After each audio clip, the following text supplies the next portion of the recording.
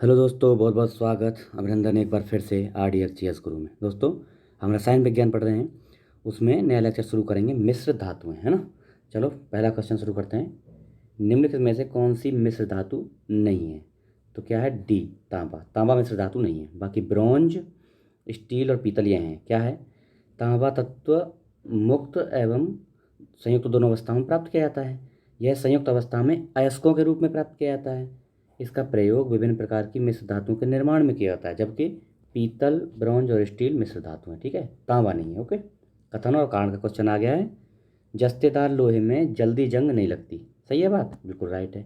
यसद में उपचयन क्षमता होती है, ये भी बात है। यसद चढ़ाया जाता है, यसद का लेप किया जाता है। मतलब कथन कारण दोनों सही और स्पष्टीकरण भी, ए ऑप्शन ठीक है। जस्तेदार लोहे में जंग नहीं लगता क्योंकि जस्तेदार लोहे में ऑक्सीकरण की क्षमता पाई जाती है, इसलिए। ठीक है। अगला, जस्तेदार लोहे की चादरें जंग से बची रहती हैं क्योंकि इसमें निम्नलिखित की परत होती है, किसकी? यसद की। यसद मतलब जस्ता, तांबा, जिंक। अच्छा, इसका उपयोग लोहे के प्रतिरक्षण में किया जाता है। जस्तीकृत लोहा, जस्तीकृत लोहा पानी, साबुन के विलयन, पेट्रोल और खनिज तेलों के प्रभाव को सह सकता है। लोहे को जंगरोधी बनाने हेतु उस पर जस्ते की पॉलिश की जाती है। इसे क्या बोलते हैं? गैल्वनाइजेशन बोलते हैं। क्या बोलते हैं? गैल्वनाइजेशन। यानी गैल्वनीकृत लोहे पर लेप होती है, किसकी? जस्ते की। ठीक है। अगला देखो, गैल्वनाइज्ड लोहे के पाइप पर परत होती है, किसकी? जस्ते की। कितनी बार पूछा है, देखो क्वेश्चन। निम्नलिखित में से कौन सा लौह धातु के क्षयकरण में आवश्यक है?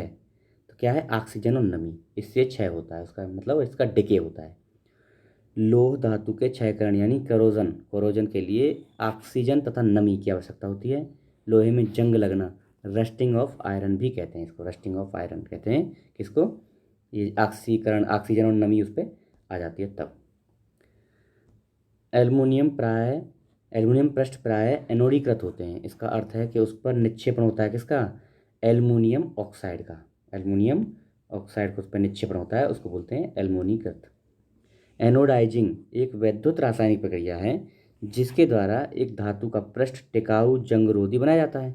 इस प्रक्रिया में एल्युमिनियम ऑक्साइड की परत निक्षेपण किया जाता है। ओके। अगला देखो, किस धातु से बनाई मिश्र धातु को हवाई जहाज या रेल के डिब्बे के पुर्जों के काम में लिया जाता है? तो किसमें? एल्युमिनियम से। इंपॉर्टेंट है बहुत। एल्युमिनियम धातु तांबे और लोहे की तुलना में हल्की होती है, इसलिए इसका प्रयोग विशेषतया हवाई जहाज एवं रेल के डिब्बों के पुर्जों बनाने में किया जाता है। एल्युमिनियम में जंग नहीं लगती, ये भी एक कारण है इसका यूज़ करने का। ओके। पारद धातु मिश्रण है, किसका? कार्बन पारद युक्त मिश्र धातु, सी ऑप्शन ठीक है। जब पारा किसी धातु से मिलकर मिश्र धातु बनाता है तो उसको क्या बोलते हैं? अमलगम बोलते हैं। इंपॉर्टेंट है। चांदी के पारद मिश्रण को दांत के छेदों में भराया जाता है। चांदी और पारे के मिश्रण को दांत के छेदों में भी भराया जाता है। ठीक है। अगला देखो, कौन सी एक अमलगम नहीं है? तो लोहा अमलगम नहीं बनाता है। बाकी जस्ता, तांबा, मैग्नीशियम, इन सब से पारा मिलाया जाए तो अमलगम बनता है। अमलगम क्या है? पारा और अन्य तत्वों से मिलकर बनता है, परंतु लोहा पारे के साथ नहीं मिलता आता है, ये अमलगम नहीं बनाता है। निम्नलिखित मिश्र धातु में किसे अमलगम कहते हैं? तो पारे के साथ कुछ भी मिल रहा हो वही अमलगम है ना। पारा और जस्ता, सी ऑप्शन ठीक है। अगला, टांका एक मिश्र धातु है। ये टिन और तांबे का है कि टिन शीशे का, ए ऑप्शन। टांका या सोल्डर, शीशा उसमें 68% शीशा होता है और टिन होता है 32%। ठीक है। टिन और शीशा। कांसा मिश्र धातु किसकी है? तांबा और टिन का। तांबा टिन का कांसा हो गया। कांसे में 88% तांबा और 12% टिन होता है। दोनों में टिन है, एक में लेड मिल रहा है साथ में, एक में तांबा मिल रहा है। कांसा मिश्र धातु किसकी है? तांबे और टिन, ये ऑप्शन। चलो जी अगला देखो, सूची दो मिलाना। जर्मन सिल्वर क्या होता है? जर्मन सिल्वर में देखो, सोल्डर में तो होता है टिन, है ना, ये मिला दिया। ब्लीचिंग पाउडर में होता है क्लोरीन। हाइपो में होता है जर्मन सिल्वर में निकेल होता है दो, पहले में दो और दूसरे में एक। दो एक है कहीं, दो एक है, ठीक है। उसके बाद क्लोरीन हो गया ब्लीचिंग पाउडर में, हाइपो में हो गया सोडियम, तो 4 3, 2 1 4 3, सी ऑप्शन, डी ऑप्शन ठीक है। जर्मन सिल्वर में या निकेल सिल्वर, तांबा होता है 50%, जस्ता 35% और निकेल होता है 15%। ठीक है। तांबा, जस्ता और निकेल से बनता है जर्मन सिल्वर। इसमें चांदी नहीं होती। सोल्डर एक गलनशील धातु अयस्क है। टिन तथा सीसा के सोल्डर नरम सोल्डर बनाए जाते हैं, ये तो पढ़ लिया हमने। ब्लीचिंग पाउडर का रासायनिक नाम क्या है? कैल्शियम हाइपोक्लोराइड, CaClO का होल ट्वाइस, ये इसका सूत्र होता है। सोडियम थायोसल्फेट या हाइपो सफ़ेद क्रिस्टलीय गंधहीन ठोस होता है। ओके। जर्मन सिल्वर में चांदी कितनी होती है? 0% नहीं होती है। जर्मन सिल्वर में कितना प्रतिशत चांदी? डी, कुछ नहीं होती, चांदी होती नहीं है। कौन सा तत्व जर्मन सिल्वर में उपस्थित नहीं होता है? तो क्या नहीं होता है इसके साथ? तो चांदी तो होता नहीं है, एल्युमिनियम भी नहीं होता है, ठीक है, बी ऑप्शन। अगला, निम्नलिखित में से कौन सा जोड़ा तांबे के मिश्र धातुओं का है? तांबा। तांबा में क्या है? पीतल और कांसा। तांबा तत्व पीतल और कांसा की मिश्र धातु है, ठीक है। अगला, निम्नलिखित धातु में किसमें तांबे की मात्रा अधिकतम है? तांबा किसमें है? तो कांसे में सबसे ज़्यादा। देखो, पीतल में 68 से 71% तांबा होता है, शेष जस्ता उपस्थित होता है। कांसे में 88% तांबा होता है, ठीक है, तो कांसा सही है इसमें। कांसे में 88% तांबा, 12% टिन होता है। जर्मन सिल्वर में तांबे की उपस्थिति 50% होती है। गन मेटल में 85% तांबा होता है, लेकिन गन मेटल यहाँ दिया ही नहीं है, है ना? दिया है भाई गन मेटल भी। हाँ सॉरी, 88% हो गया ना उसमें, कांसे में, उसमें सबसे ज़्यादा है। 10% टिन होता है इसमें गन मेटल में, और 5% जिंक होता है। तो सबसे ज़्यादा इसमें कांसे में होता है तांबा। कौन धातु पीतल, कांसा और जर्मन सिल्वर इन सभी के उपघटक के रूप में विद्यमान है? तो कौन सी? तांबा। देखो, पढ़ लिया हम लोग, अभी जस्ट पढ़े। पीतल निम्न की मिश्र धातु है, तांबा और क्या?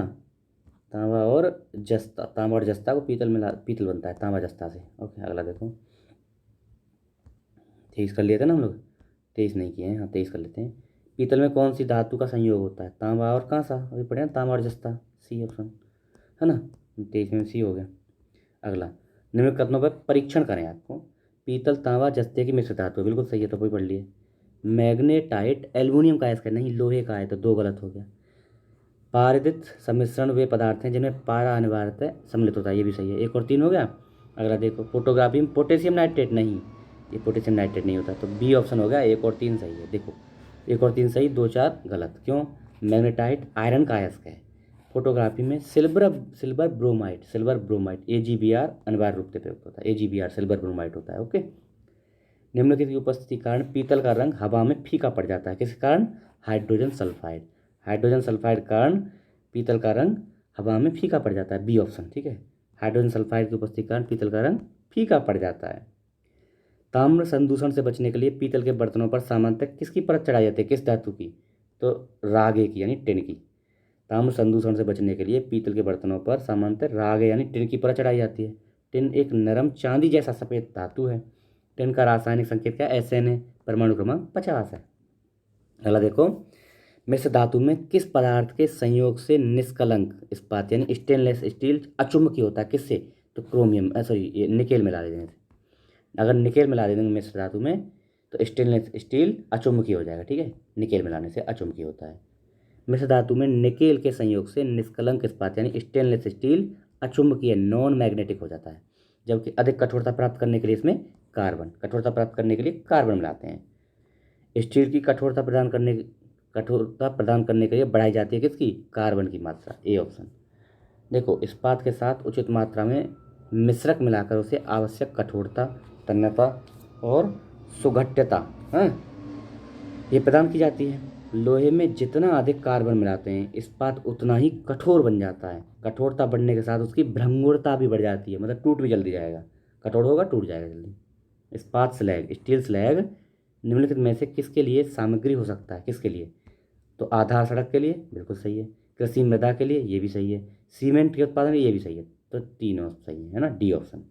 इन सब के लिए इस्पात स्लैग बाई प्रोडक्ट हो सकता है। देखो, इस्पात निर्माण में इस्पात शोधन प्रक्रियाओं का बाई प्रोडक्ट है कौन? इस्पात स्लैग। इस्पात स्लैग में आयरन की कुल मात्रा 16 से 25% होती है। इसमें कैल्शियम, सिलिकॉन, मैग्नीज, फॉस्फेट इत्यादि पदार्थ पाए जाते हैं, इत्यादि तत्व पाए जाते हैं। इस्पात स्लैग आधार सड़क निर्माण, कृषि, मृदा सुधार, सीमेंट उत्पादन, है ना, आधार सामग्री के रूप में प्रयुक्त होता है। इस्पात स्लैग का उपयोग अम्लीय मृदा को क्षारीय बनाने के लिए, उसको उपचार करने के लिए किया जाता है। किसको? अम्लीय मृदा के लिए, ठीक है। अगला देखो, कौन सा तत्व लोहे के साथ मिश्रित होने पर इस्पात बनाता है जो उच्च ताप का प्रतिरोध कर सकता है, जिसमें उच्च कठोरता तथा अपघर्षण प्रतिरोधकता होती है? तो क्रोमियम मिलाने से ये गुण प्राप्त होंगे। स्टेनलेस स्टील साधारण स्टील की अपेक्षा अधिक ताप सहने में सक्षम होता है। इस्पात में यह गुण क्रोमियम मिलाने से, यह गुण अधिक ताप सहने का गुण क्रोमियम मिलाने से आता है। ठीक है, अगर देखो जंग रहित लोहा बनाने में प्रयुक्त होने वाली महत्वपूर्ण धातु, जंग रहित तो क्या है, क्रोमियम ही है। सी ऑप्शन है ना, यही होगा, सी ऑप्शन ही सही है। जंग रहित लोहा बनाने में क्रोमियम को लोहे में मिश्रित किया जाता है, जिससे एक मिश्र धातु स्टेनलेस स्टील बनती है जो जंग रहित होती है क्रोमियम मिलाने से। निकेल बनाने से अचुंबकीय होता है, कार्बन बनाने से स्ट्रेंथ आती है और अचुंबकीय हो जाता है, मतलब ताप ज़्यादा सहने की क्षमता आती है, किससे, जंग रहित बनती है क्रोमियम से। अगला, स्टील से स्टेनलेस स्टील प्राप्त करने के लिए उसमें कुछ तत्वों को मिलाकर उसे और अधिक संशोधित किया जाता है। निम्न में से कौन उस कार्य के लिए प्रयुक्त नहीं है, मतलब क्या नहीं मिलाया जाता। देखो कार्बन मिलाया जाता है, मैग्नीज और निकेल, सिलिकॉन नहीं मिलाया जाता। ठीक है, T B option. Stainless steel एक मिश्र धातु है, इसके संघटक क्या क्या है, आयरन होता है इसमें 89.4%, क्रोमियम मिलाते हैं 10%, मैग्नीज मिलाते हैं 0.35%, कार्बन 0.25%। इसमें सिलिकॉन नहीं मिलाया जाता। ठीक है, जबकि अल्प मात्रा में निकेल भी मिलाया जाता है, सिलिकॉन नहीं होता। ओके, स्टेनलेस स्टील लोहा बनाने में प्रयुक्त में लोहे के साथ प्रयुक्त होने वाली महत्वपूर्ण धातु है, क्या है, क्रोमियम है, क्रोमियम है ना, दूसरा नंबर क्रोमियम होता है लोहे के बाद इसमें स्टेनलेस स्टील में। स्टेनलेस स्टील मिश्र धातु है किसकी, लोहा, क्रोमियम, मैग्नीज और कार्बन, इन सब का, सी ऑप्शन। स्टेनलेस स्टील बनाने के लिए लोहे में क्या मिलाया जाता है, तो इसमें मिलाते हैं भैया क्रोमियम और निकेल, क्रोमियम और निकेल। स्टेनलेस स्टील एक मिश्र धातु है किसकी, लोहे, क्रोमियम, निकेल। हाँ देखो, लोहा और निकेल मिलाते हैं, पहला भी हो गया, लोहा क्रोमियम मिलाते हैं, ये भी हो गया, तांबा क्रोमियम मिलाते हैं, देखो लोहा मिलाते हैं, तो इसमें क्या एक से अधिक, ये हो गया, उपयुक्त में से एक से अधिक होगा, ई ऑप्शन हो जाएगा। ठीक है, स्टील में कितना कार्बन होता है, तो 0.1% से लेकर 2% तक, ये ठीक है, ये देख लेना, ये वाला ऑप्शन सही है एकदम, ये वाला पूछा है ना, तो 0.1 से लेकर 2% तक इसमें कार्बन होता है। स्टील में कार्बन की मात्रा ये होती है 0.1 टू 2% तक। इसमें आयरन की प्रतिशतता अधिक होती है। ओके, आयरन सबसे ज़्यादा होता है, फिर क्रोमियम होता है दूसरे नंबर पर। जंग लगने पर लोहे का भार बढ़ता है, जंग लगने पर लोहे का भार बढ़ता है क्योंकि लोहे में जंग उस समय लगता है जब आर्द्रता की उपस्थिति होती है, और इस उपस्थिति में लोहा ऑक्सीजन से रासायनिक अभिक्रिया करके लौह ऑक्साइड में परिवर्तित हो जाता है। इस अभिक्रिया के दौरान लोहे के साथ ऑक्सीजन की मात्रा भी जुड़ जाती है, अतः लोहे का भार बढ़ जाता है।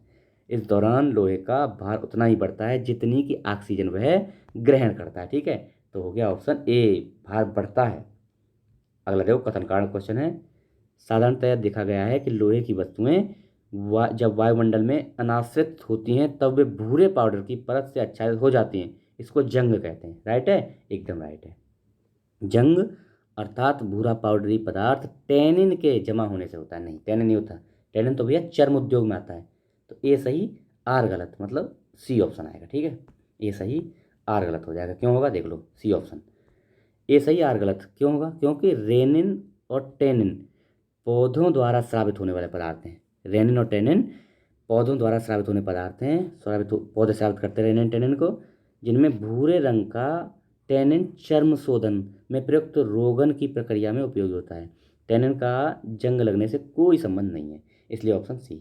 तो ये हमारा आज का लेक्चर संपन्न, और मिश्र धातुएं भी संपन्न, कल पढ़ेंगे अधातुएं। ठीक है, कार्बन और उसके भिन्न रूप। ठीक, आशा है आपको पसंद आएगा। अगर नए हैं चैनल पर सब्सक्राइब कर लीजिए, लोगों को बताइए, शेयर वेयर करिए। Okay, thank you so much, जय हिंद।